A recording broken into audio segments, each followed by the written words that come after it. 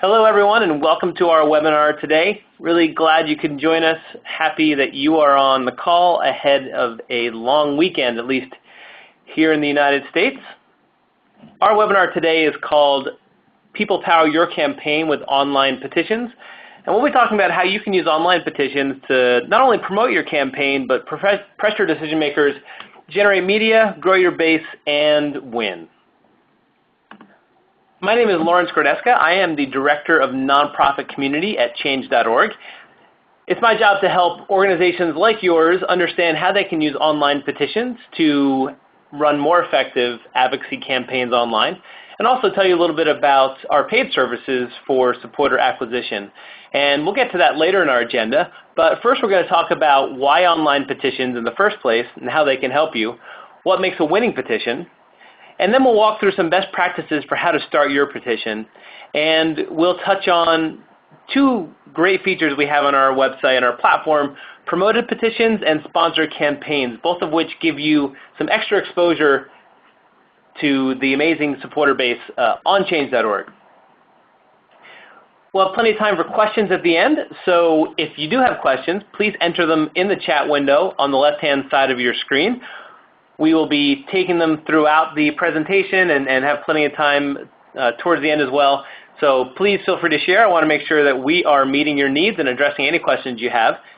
And we will also be recording this webinar and sharing it with you afterwards. So if you would like to share this with your network or you want to revisit some of the things we talked about, I'll be sending that around to you as well. So let's jump in. Change.org is the world's largest petition platform, and it's our mission to empower people everywhere to create the change that they want to see. And people do that, as you may know, by creating petitions to tell their stories and gather support for their cause. That means that we see a lot of amazing stories on our platform. Over 20,000 petitions are started every month, and the stories we see are just incredible. People all over the world, every cause you can imagine, and they're stories just like that of Zach Walls that you see pictured here. Zach is shown delivering hundreds of thousands of signatures asking the Boy Scouts of America to end their ban on gay scouts and leaders. This happened earlier this year, and it's a story that's even bigger than Zach himself. Other folks started petitions on the website asking for the same thing, for the Boy Scouts to end their policy of discrimination, and even groups like GLAAD, the Gay and Lesbian Alliance Against Defamation, and Zach's own organization, Scouts for Equality, created petitions that really pressed the Boy Scouts of America with incredible results. And as you may have heard, about a month ago, maybe a bit more, the Boy Scouts of America announced that after a vote by all the leaders of the organization, they will allow openly gay youth in the organization for the first time in the organization's 100-year history. And this is really just one of the many incredible stories we see every day, all told through petitions, all that have had a real tangible impact just because someone or some group decided that they wanted to take one action that turned into a landslide of collective action. And that's really the beauty of petitions. They allow you to gather the support of folks from all over the world that care about your cause. And because of the incredible stories and victories that we see, we have some unique insight about how your organization can use online petition as part of your campaigns. Of course, we did not invent petitions. They've been around for a long time, just like these gentlemen on the steps of a local courthouse sometime during the early 1970s, which is carrying a really long paper petition, I think, around the Vietnam War. Petitions, as I said, have been around for a long time, and they're one of the oldest political advocacy tools in the book, and just one form of collective action that organizations have used to gather support for their causes. You're familiar with the other advocacy tactics, I'm sure, lobbying, direct action, call-in days, letter writing, and of course marches and rallies like you see here. However, there's a difference between some of those tactics as they've been used over the course of the past couple decades and today.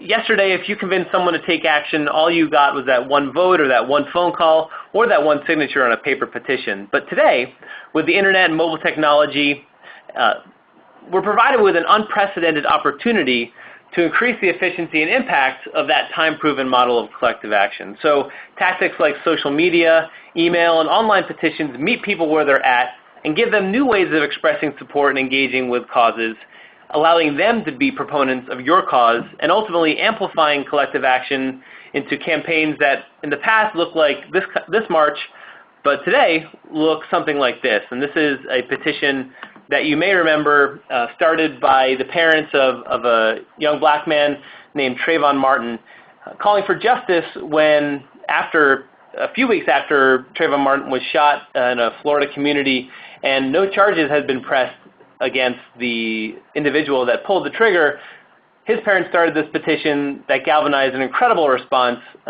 over 2 million signatures, that really forced that local community and the police of that community to take action on an issue that had lied dormant all that time. Some people call this the most viral petition of all time, but really incredible to see what kind of impact petitions can have when they're done well, and that's what we're going to be talking about today. So our first takeaway for the day is that online petitions are highly social and complement traditional advocacy tactics. So all the things that we just sort of talked about and that you've done in your work, online petitions can be a great component to add on to your campaigns and to your work to make change in the world. But Change.org is the world's largest petition platform. We've been growing pretty quickly over the last year or so. We have 35 million users in every country. In fact, we just hit 40 million users, and I haven't updated the slide. And these are folks from every country in the world that are engaging with all kinds of causes. And really thousands of organizations, from community groups to international NGOs, are connecting with these passionate supporters, using our powerful campaign tools to build their movements and make a difference. Well over at this point, 40 million signatures have been collected by organizations on our platform across all kinds of issues: environment, LGBT and human rights, animal welfare, etc. And that's a huge collective impact, and we're really proud and honored that organizations are using our platform as part of their efforts to make change. And that's the other side of Change.org. Just like we aim to empower individuals to make the change they want to see, we also empower organizations to build their movements using innovative tools to engage passionate supporters with their causes. We're a B Corporation, that's a social benefit corporation, and we work to maximize our impact instead of profit. And one of the ways that we maximize that impact is by providing people power for your campaigns. This is a real loose diagram of how that works, both on our free petition and our paid acquisition services that I'll talk about briefly towards the end. But someone like Zach Wall starts a petition. Other people you see in the circle around Zach sign that petition, share it with their networks, and we understand what issues that these individuals care about, where they live, and we're able to then connect your organization with those passionate supporters, those highly targeted supporters that you can cultivate into your next generation of advocates or donors. So we are really kind of like a matchmaker, kind of a OkCupid for nonprofits and supporters and individuals that care about being involved in causes. We'll talk more about our ways that you can connect with supporters on our platform, but I want to get into right now some of the benefits for online petitions and some examples of petitions that have brought great results to organizations. First thing that online petitions can really help you do, and we've been talking about this a little bit, is that it's a great way to find new supporters for your work and to promote your organization and your cause. Signing a petition is a really simple ask that starts someone into a relationship with you, what we call the ladder of engagement. Basically, someone taking the first rung on their journey up the ladder to deepen a relationship with your organization. And this is how organizations cultivate volunteers and donors over time. An online petition is basically someone raising their hand and saying, I care about the work you're doing, and it's a great first step to having a new supporter and developing a relationship with them. And there is some free list building that you can do with online petitions on Change.org as an organization. I'll talk about that in a little minute, in a minute or two. The second benefit that I think we're seeing quite a bit of is that online petitions are a great way to generate media and some additional press by providing an interesting angle for reporters. This sounds almost too easy to be true, but we've had multiple top-tier reporters tell us that they come directly to our site with their producers to see what people are talking talking about what issues of the day are on people's minds, how people are talking about it, what comments they're putting on petitions. And in this day and age, every journalist wants to have an online component to a story. And online petitions provide a very easy way, without too much additional work on the part of the reporter, to add that component. And using the comments that we see reporters using comments on petitions as direct quotes and stories, which is pretty incredible and a great way to get some extra benefit out of your campaigning. And finally, and probably most importantly for advocacy work, is that online petitions can apply significant and repeated pressure on the decision maker that you're working with to make change. Every change that you want to see has to be enacted by someone, and we'll talk about selecting the right decision makers for your campaigns, but entering into them, a dialogue with them to make that change is a key part of being successful in advocacy work.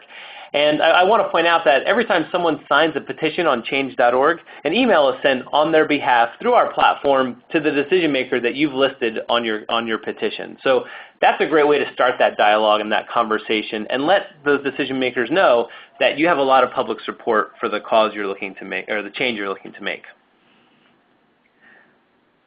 And that's a quick rundown of some of the benefits that your petitions can have for your organization. So we're going to look at a couple examples right now of petitions that that brought about all those benefits. And I wanted you to think about a couple of characteristics of some of these petitions as we walk through them. And I use an acronym called DIRTY to stand for a couple of key characteristics of engagement and telling. It's almost like storytelling, really.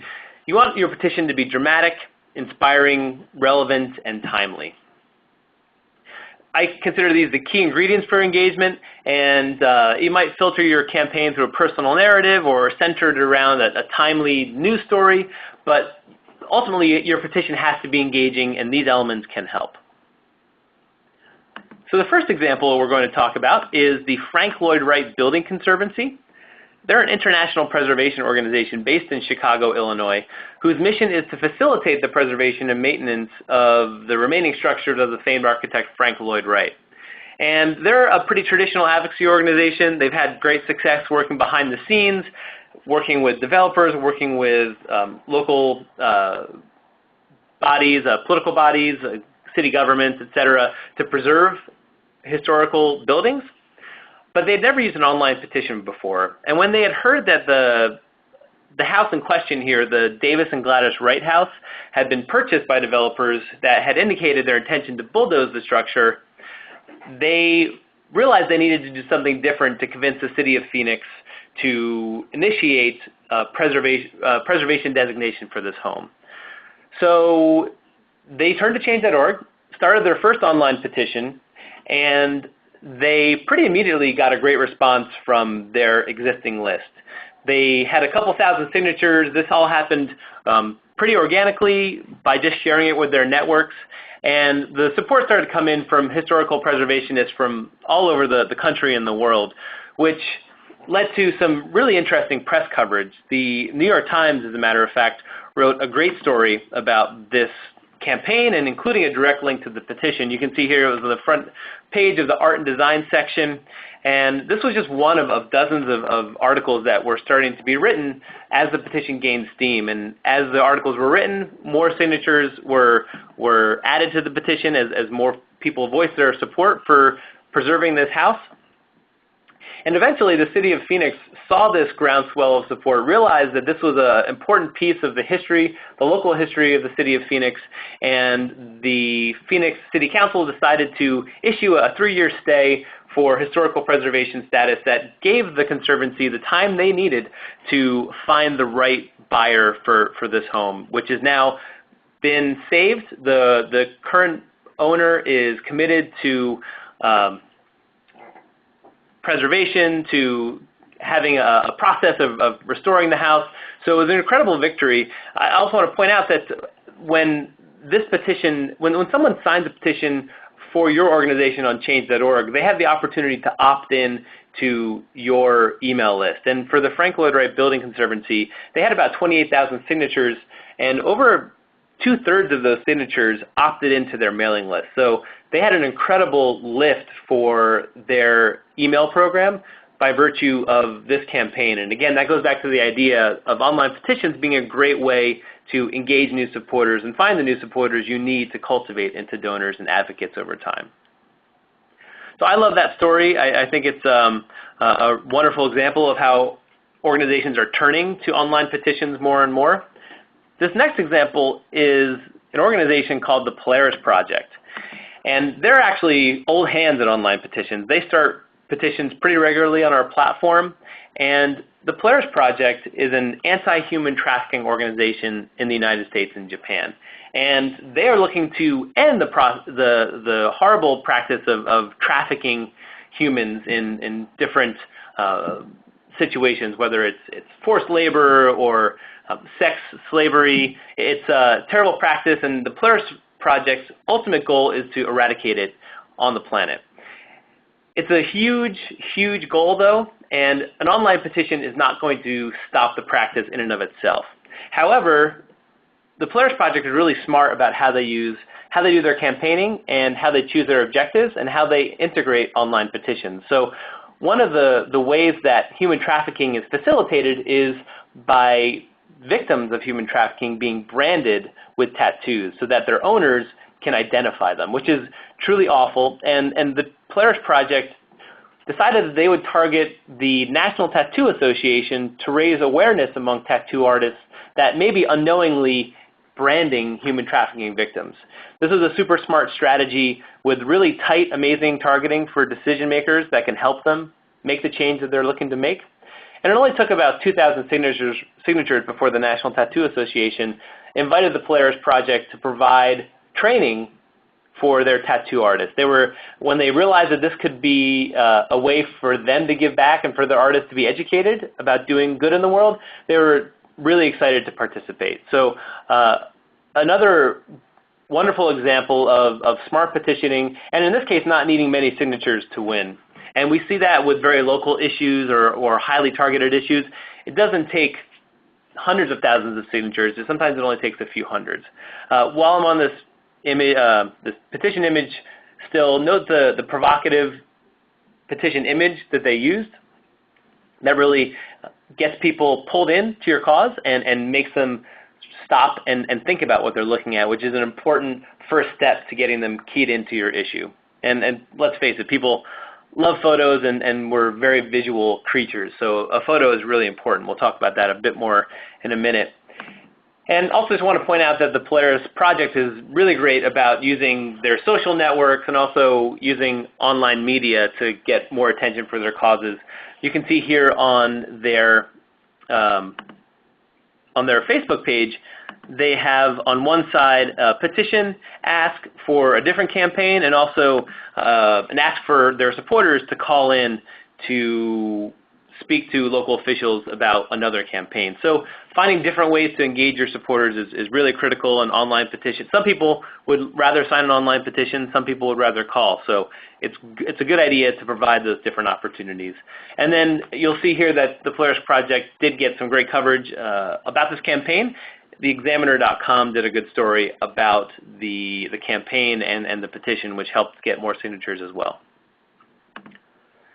So two great examples of organizations effectively using petitions to realize a few different benefits. And that leads to our next takeaway here, that people on Change.org are creating moments by signing petitions, maybe creating their own individual petitions about a specific issue. But over time, nonprofits are using Change.org to create movements by creating multiple petitions, finding new supporters, and building their movements through those new supporters. Okay, I'm going to take a brief pause right now to remind you that we have plenty of time for questions.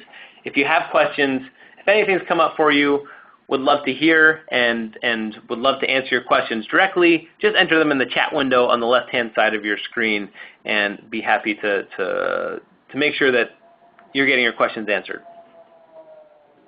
While you're thinking, we're going to move on to how to start your petition. What are some important best practices that's going to make your petition more effective when you're ready to start? To get started on Change.org, you want to start on this page. This is change.org/organizations. This is on change.org, your source for tools and resources for your organization about online campaigns. We offer a lot of webinars, not only about best practices for online petitions, but email fundraising, testing online campaigns, campaign storytelling, and you can find information about those resources on this site. You can also click the Get Started button and create a profile for your organization.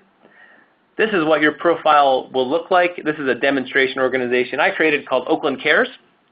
And take the time to add a photo, a little description of maybe your mission statement for your organization, and a URL to your website. This is a great branding opportunity. As people sign your petition, some will click through. They'll want to learn more about your organization. So take advantage of that and let people know about the work you're doing. And once you've created your profile, you want to click on that Start a Petition button in the header of every page on our website, and you'll be taken to a page that looks like this with 3 questions. And this is the sort of heart of your petition. This is almost the core strategy that you should be thinking about when you are creating your petition. So we're going to walk through this, but I do want to note that it's important before you answer those questions that in that yellow box that I have highlighted there, you select your organization. The free list building that we talked about and the Frank Lloyd Wright Building Conservancy, the thousands of people that join their email list is only possible for organizations, and you do need to create your petition as an organization to see that benefit. So make sure your organization is selected, and then answer these 3 questions. Who do you want to petition? What do you want them to do? And why is this important? So we're going to talk about question number 2 first, because this is how I tend to think about it. Every petition has to have a goal, and a specific and achievable goal. We don't want to, in the case of the Polaris Project, start a petition to end human trafficking, because who can do that? There's no one person that can end human trafficking with the snap of their fingers. However, you can start a petition that's more specific, that takes a small step to make incremental change towards that broader goal. So choosing a realistic goal for your petition is incredibly important, and that's going to ensure that you have success. And it's these small victories that actually help us engage more supporters and tell the story about our work over time. So be smart about the goal you set. And when you set a goal, you also then can take a step back and answer question number 1, and that is, who do you want to petition? Once you have your goal, who can actually make the change that you're looking for, that you're looking to see? The Polaris Project wanted to stop branding of human trafficking victims. One organization that could help them do that were tattoo artists. That group of people actually can stop branding of human trafficking victims. So this is a really important part of your campaign and petition strategy as well, is finding someone that has the power to make the change that you want to see. Finally, the 3rd question is the story that you tell to all the new supporters that care about your work, or your existing supporters. Why is this issue and why is this petition important?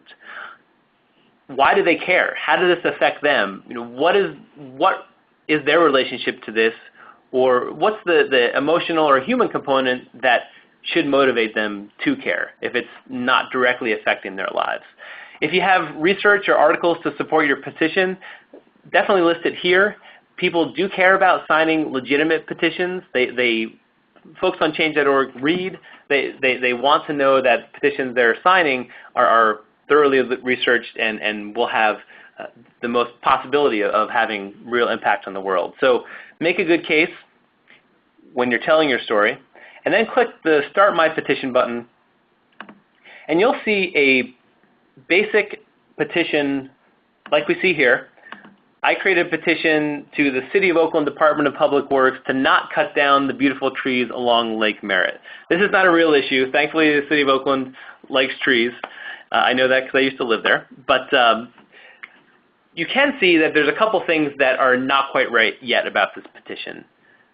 We don't have an image, which is, as we talked about, a really key component to engaging new supporters. This title is also pretty long and wordy. So we need to take some steps to optimize this petition before we start sharing. To do that, click on the Edit Petition link in the blue dashboard there, highlighted by the yellow and the green arrow. I'm throwing arrows at you so that you don't miss what I'm talking about. And when you click on that, you'll see the Edit My Petition screen. And there's a couple things that we want to do in the screen before we start sharing our petition. First and foremost, as we've been talking about, is uploading an image. And you want to choose an image that's compelling and speaks to folks that are seeing your petition for the first time. You can also embed a video. If you have collateral you've developed for your campaign, if you have video of the injustice you're trying to change or to address, that can be really powerful. Video tells your story in a way that words alone can't. But whatever it is, find a video that is going to be a great visual engagement tool for your campaign. And if you're using an image, think about using an image that will work across multiple sizes and different platforms, so that if you share this on Facebook and the image gets reduced to a really small thumbnail, don't put up an image that has lots of tiny text, because it won't make a lot of sense to people when they see it as a thumbnail on Facebook. So image is a critical part of optimizing your petition. And the petition title as well, if you see that second, or that first yellow bubble there, the outline, this is where you can add a custom title for your petition. So do some brainstorming here. This can be a fun exercise with some colleagues. Just sit down and come up with a petition title derby, and just think outside the box of short, snappy, pithy, engaging titles that you can use for your petition. This is, alongside the image, probably the first thing most people are going to see when they're exposed to your petition. So take some time and find the right title that's going to work to pull people into your story and your cause. Scrolling down the page, you do want to enter the email address for the decision maker that you listed in answering that first question. And this, again, helps to alert the decision maker when someone signs that people care about your cause. So decision makers receive emails about the activity on your petition. So make sure that you enter the email in this field. You can also add multiple recipients, which is a great way to address multiple decision makers that may have power over your issue.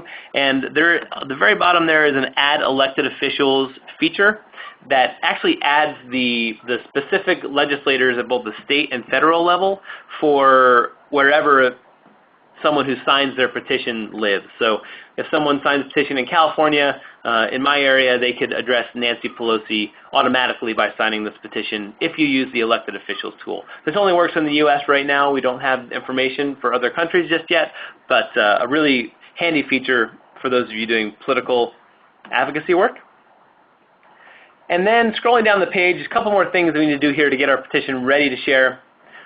We want to revisit our story. This is the story we told in answer to question number 3 on the petition creation page. If you want to edit anything, you can do that here. And finally, the second box is our petition letter. This is the letter that decision makers will receive when someone signs your petition. So take a moment and write a real and compelling and authoritative letter to the decision maker you're trying to work with. Don't be rude or obnoxious. This is, again, a conversation. It's a two-way dialogue by someone that wants to change and someone that has the power to make that change. And by being civil, we're more likely to have the kind of dialogue that's going to lead to the change that we want to see. And once you've got those items covered, your petition is ready to go. And in our case today, the demonstration petition I created would look something like this.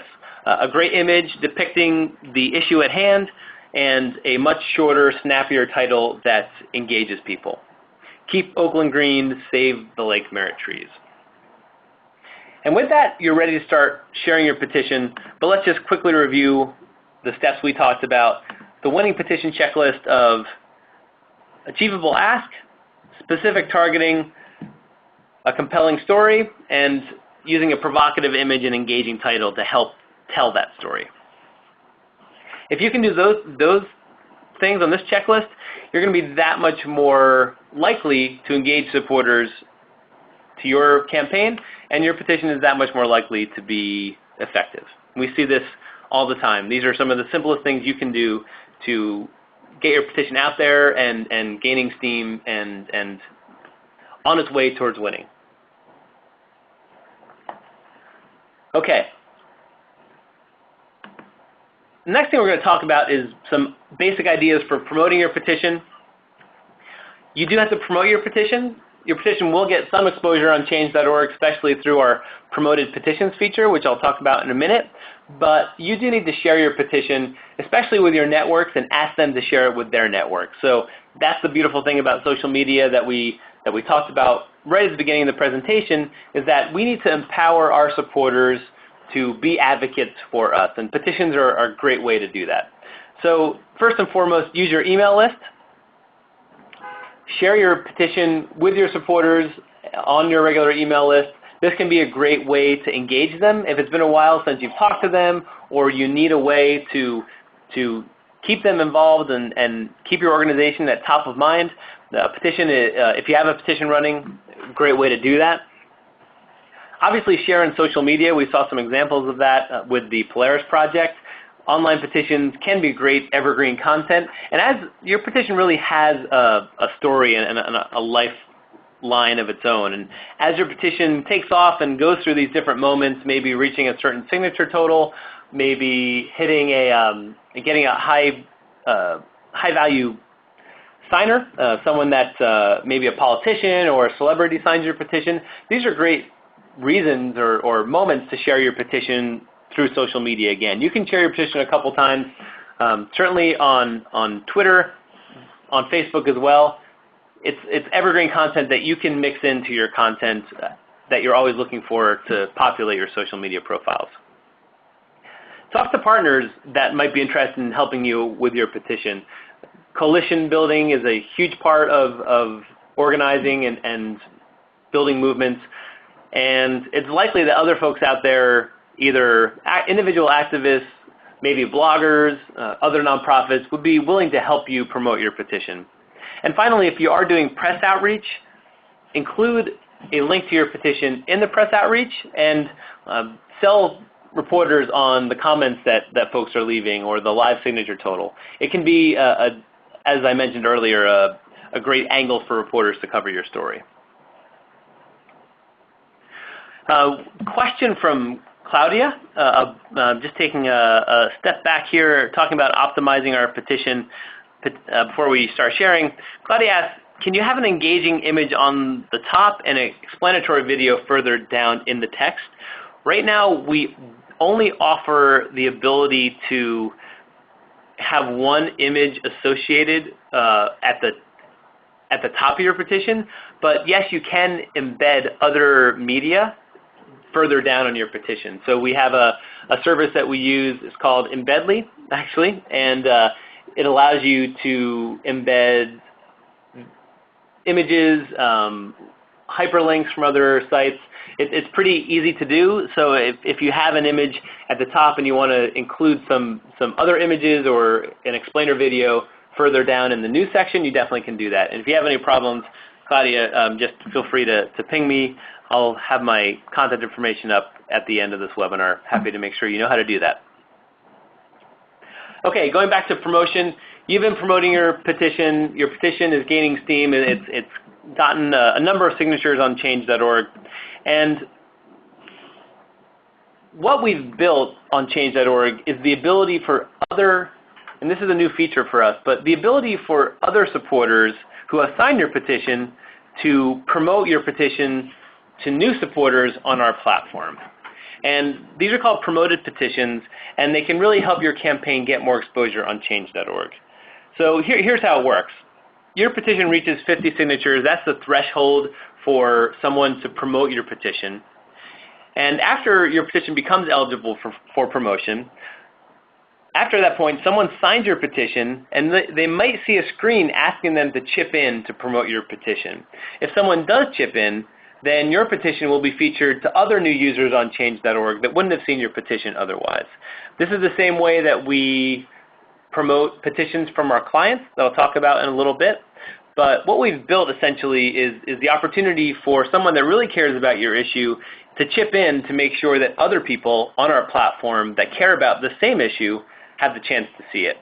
So if someone does chip in, then other people will see your petition as they use change.org, and they can sign it if they want to support your work.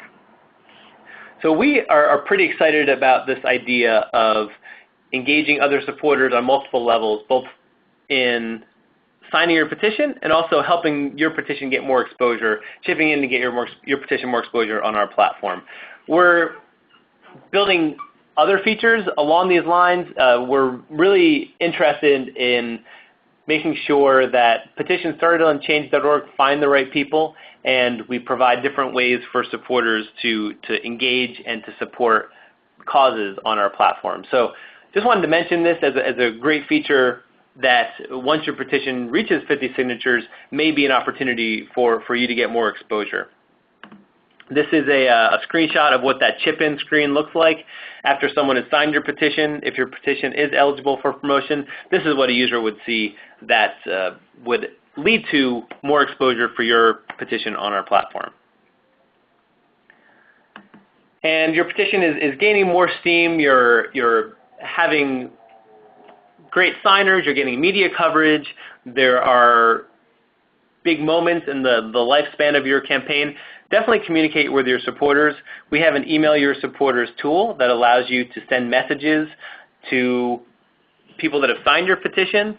So use it as an opportunity to keep them engaged in your work, tell the story of your organization, maybe even ask them to join you for an in-person event, or maybe join your mailing list for action alerts about how they can be involved with other items for your work. They want to hear from you. They signed your petition, so make sure you engage with them over time. And just to wrap up sort of on the life cycle of a petition, every petition does have an end. There are highs and lows. There are plateaus. And at one of those plateaus, there may come a point when you want to consider presenting your petition to a decision maker that you want to work with. Maybe you've been talking to them. Maybe they've been recalcitrant about responding. Maybe they haven't responded at all. And having a face-to-face, in-person petition delivery could be the way that finally opens up the dialogue to make the change you're looking to see. It's very easy for people to ignore things via email or on social media. It's a little harder for folks, decision makers, to ignore media coverage. It's a lot harder for them to ignore in-person events, especially if in-person events generate media coverage. So think about closing the loop with a petition delivery when you're not seeing any momentum on a response from your decision maker. Great, and a question from Sue, which I will follow up with about some of our paid services. I will talk about some of that right now, and if folks have other questions, we can talk about that offline. Sue would be happy to talk with you about that as well. Your question comes at a fortuitous time because we're close to the end of the webinar, and I just wanted to tell you a little bit about our paid services for supporter acquisition, namely our sponsored campaigns. And as we've seen, you can do a lot for free on change.org, but when you're ready to get serious about finding the people power for your work and to build long-term connections with thousands of new supporters, then that's where sponsored campaigns can really help you. This is our paid service, and distinct from the free petitions that we've been talking about, but it's the same petition model to allow your organization to quickly reach desirable new supporters, from our strong and growing user base around the world. And what the difference is really is that our sponsored campaigns use a special targeting technology developed by our world-class engineering team to make sure that you are connecting with only those supporters that are most likely to engage with your cause. And that's really the key to our supporter acquisition model, is that supporters through change.org are demonstrated action takers. People come to change.org for one reason only, and that's to be involved in a campaign and sign petitions and have their voice heard, which means that they're pre-qualified to take action on your causes. And that's that relationship that you can build off of someone with those characteristics is better than a relationship that you'd be able to build through a different acquisition channel. We're really proud of that model, and our clients have seen great benefits. The other difference between free petitions and sponsored campaigns is that you can work with our amazing client services team to craft the right petition for your objectives and make sure that we're meeting your needs, and get tips and tricks about how to best welcome these folks as you acquire them into your email list and your online fundraising program. This is entirely 100% permission-based, and folks are guaranteed to be new to your list and have active email. And as I mentioned, as far as action taking, our supporters and when they're interacting with clients just have engagement rates that really do beat industry standards. It's been really gratifying to see our clients find the supporters they need to be more effective in the world and in their work. And everything from higher open rates to higher response rates from email to being more likely to donate. This is true of folks that you can acquire through change.org. I won't go into more detail right now, but if you are, I'd recommend you trying out our free petitions, seeing what you can do with free list growth through the email opt-in opportunity for organizations on our platform. But if you get a taste of that and think it's a great model for your organization to connect with supporters, or if you already have an active email list and fundraising program, we're happy to talk to you about how we can help you be even more effective in that work. I will leave you with my contact information as well as some other resources for you, as well as a question: what are you changing? Because I know that you're out there changing something, and we want to hear about it. So either visit us at change.org/organizations, follow us on social media, Facebook, Twitter @change.org is our handle for organizations, and facebook.com/change.org. We really do love talking about the latest in nonprofit tech news and some of the great campaigns that we see all the time. And we would be happy to share yours, and we would be happy to talk to you about how we can help you be even more effective. If you'd like to send me an email, I'm Lawrence @change.org, and it's been a real pleasure talking to you today.